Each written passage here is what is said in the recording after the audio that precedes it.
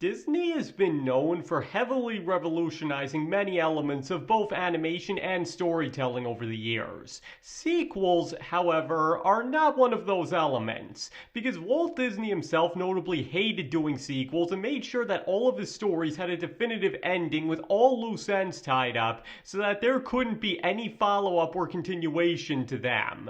Not that it stopped them from trying many years down the line, but I'm getting ahead of myself. The point is, Disney not doing any sequels was a cardinal rule of the company, and for a long time after his death was upheld until the 1990s, at which point they started experimenting with doing follow-ups to their films and inadvertently proved Walt Disney's mindset absolutely correct. And today, I'd like to go over Disney's famously bad track record with sequels and what it might mean for the company in an age where continuations and franchises are treated by studios as their biggest asset. And there will be spoilers for a few Disney movies ahead, so in case you aren't entirely caught up on something, you might just want to keep on the lookout. This will be the only spoiler warning I'll be giving out. Now, I know I already partially addressed this in my video on the Rescuers Down Under, and I'll leave a link to that video in the description in case you'd like to check it out, but as of the making of this video, Disney has made 7 theatrically released movies to one of their theatrically released films, with those being The Rescuers Down Under, Fantasia 2000, 2011's Winnie the Pooh, Ralph Breaks the Internet, Frozen 2, Moana 2, and Zootopia 2. And out of all of these sequels, only Winnie the Pooh and Zootopia 2 are considered to be good movies in their own right and worthy follow-ups to the original. Now, The Rescuers Down Under is divisive, but does have its defenders, and Frozen 2, Moana 2, and Fantasia 2000 are considered nowhere near as good as their predecessors, even if most are willing to concede that they aren't bad so much as underwhelming. And to round it out, there's Ralph Breaks the Internet, which I've argued many times before is terrible and may just be one of the worst movies in the Disney animated canon. I know some will debate me on that, but as a man who's written books and would like to think he understands storytelling, I'll tell you right now, as a Disney movie, as a sequel, and as simply its own story, Ralph Breaks the Internet is just plain bad. But either way, the point is that on the theatrical side of things, Disney has proven themselves to be pretty unreliable when it comes to sequels. Heck, even Winnie the Pooh was practically guaranteed to be good as long as they stuck closely to the fundamental charm of his character, which is exactly what they did. Now, to be fair, some would say that a few of these movies didn't get a fair shake, since Fantasia 2000 could have never even hoped to live up to the original, and The Rescuers Down Under and Moana 2 were supposed to be TV shows that were made into films instead, but I'll get back to that last point later, because either way, Disney's lack of success with theatrical sequels on the whole does seem to validate Walt Disney's disdain towards them, to the point that one would almost question if they ever should have attempted them in the first place, be it in 1990 or in 2025. However, there is another element to this conversation that must be considered as well. And that would be their infamous run of direct-to-video sequels from 1994 to 2008, the majority of which are considered downright awful, and with a few exceptions you won't find anybody arguing with that statement, whether trying to find a way to continue a finished story in the most contrived manner possible, simply being episodes of a cancelled TV series smushed together, or telling the same story all over again with a cheap coat of paint on it, or any combination thereof. One does indeed have to wonder if any of these films were objectively any good. I myself even tried to answer that very question in another video, which you can also find a link in the description too. But to be completely fair here, unlike their theatrically released sequels where they at least tried to put some effort into them, Disney made no attempt to hide the fact that these films were little more than cash grabs, capitalizing on beloved films to make a quick buck. But they nonetheless not only gave Disney sequels a very bad name in general,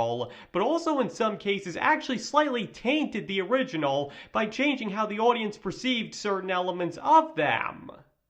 Now, while none of Disney's theatrical sequels are quite as bad as their direct-to-video sequels, except maybe Ralph Breaks the Internet, the fact that, among other things, Disney made some of the exact same mistakes with both of them really shows that they don't know how to make a good sequel. Because despite some of their most hated direct-to-video sequels being TV shows that were stitched into a film, Disney had no qualms with doing that for both The Rescuers Down Under and Moana 2. And there's also that the writing behind many of the direct-to-video sequels were rushed since they wanted them out fast and cheap, and an impossible deadline was also what plagued Frozen 2, as well as that a need to go cheaper and less ambitious is what killed any chance of Fantasia 2000 being considered anything but a joke compared to the original. So when you really look at it, whether released theatrically or direct-to-video, and whether released by the official Walt Disney Company or not, most Disney sequels have a lot more in common than most would suspect,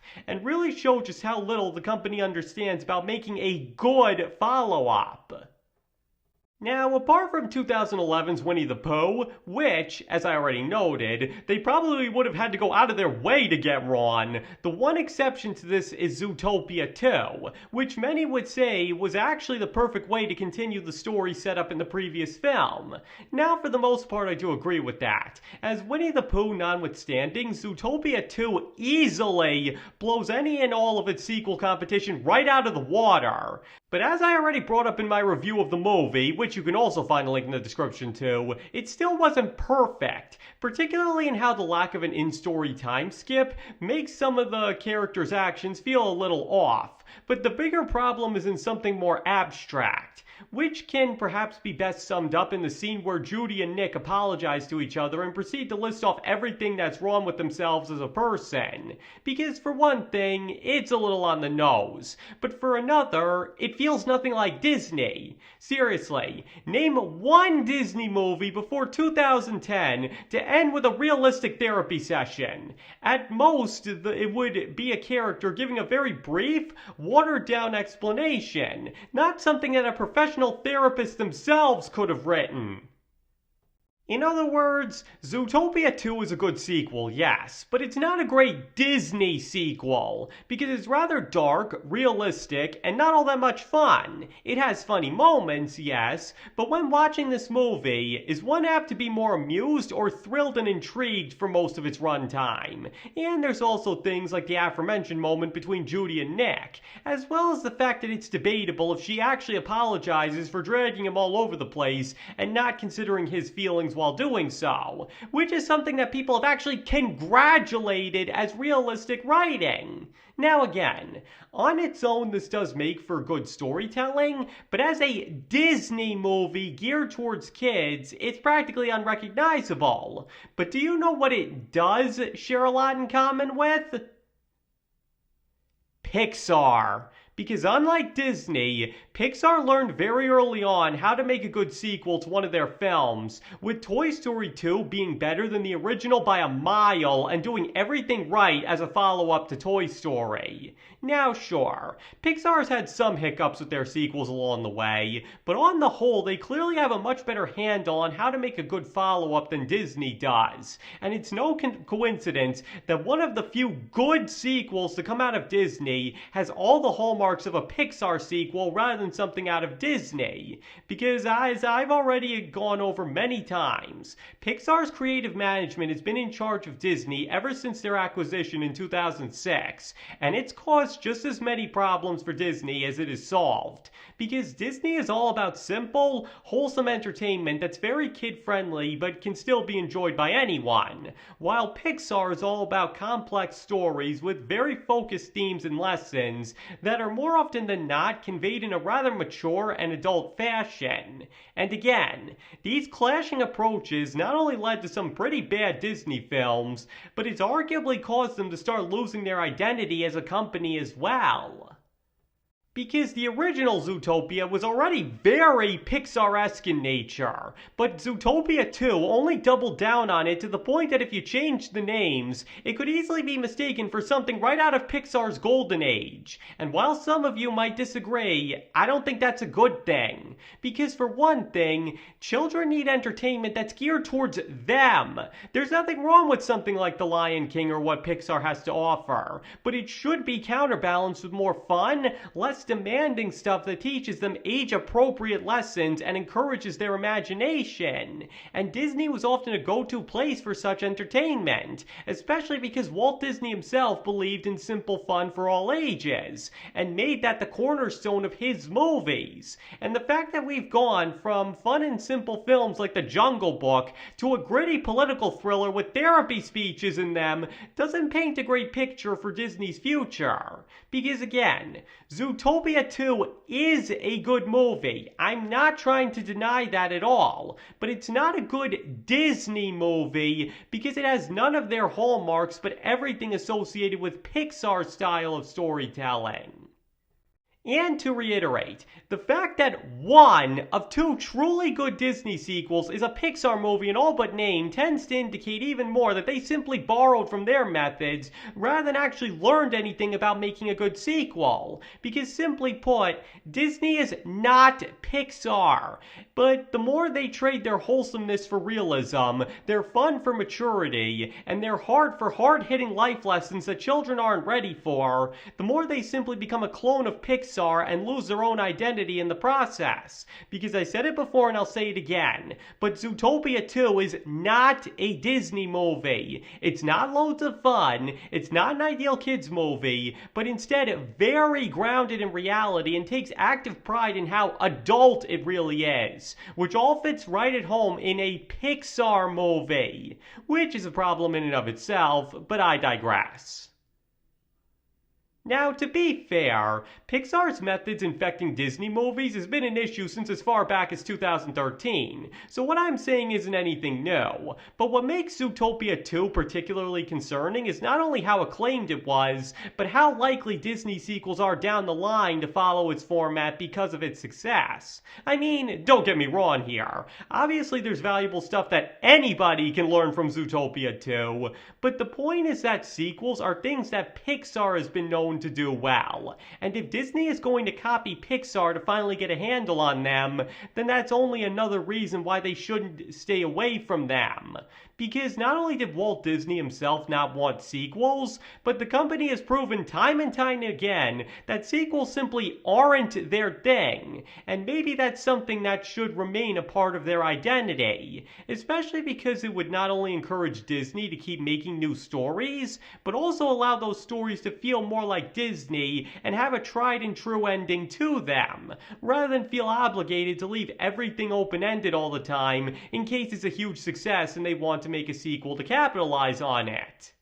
In other words, if one's only looking at Disney's theatrically released sequels, their record is already nothing to envy. But if all of the direct-to-video sequels are included, then they may just have the worst track record when it comes to follow-ups of anyone in history. And again, I don't believe the solution to that lies in copying Pixar's methods of writing sequels, since borrowing their style has already caused Disney enough issues, but to instead take it as a sign that they should stop making them. Sure, maybe something like Winnie the Pooh proves that Disney themselves can make a good sequel, but again, that was something a lot easier to get right, particularly because they didn't use Pixar's methods when writing it.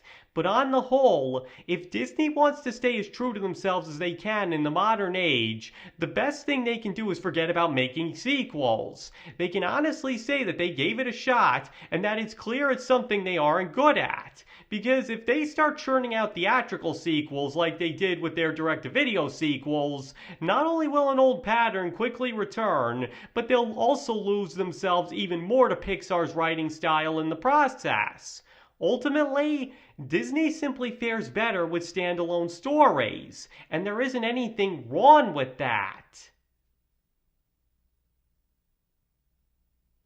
Okay, that's everything I had to say on that. So now why don't you tell me? Do you believe that Disney has a massive sequel problem no matter what format they try it in, and that the best thing they can do about it is to just stop making them altogether? Or do you believe that the likes of Zootopia 2 proves that they've started to get the hang of it and are looking forward to their possible future sequels? Please feel free to let me know in the comments below. And let me just emphasize here that you don't have to agree with anything I said on this topic if you don't want to. You can feel about Disney sequels and anything else that was brought up here however you'd like, and I nor anybody else can tell you you're wrong. And thank you all for watching. I greatly appreciate all of it, and I hope to see you all next time.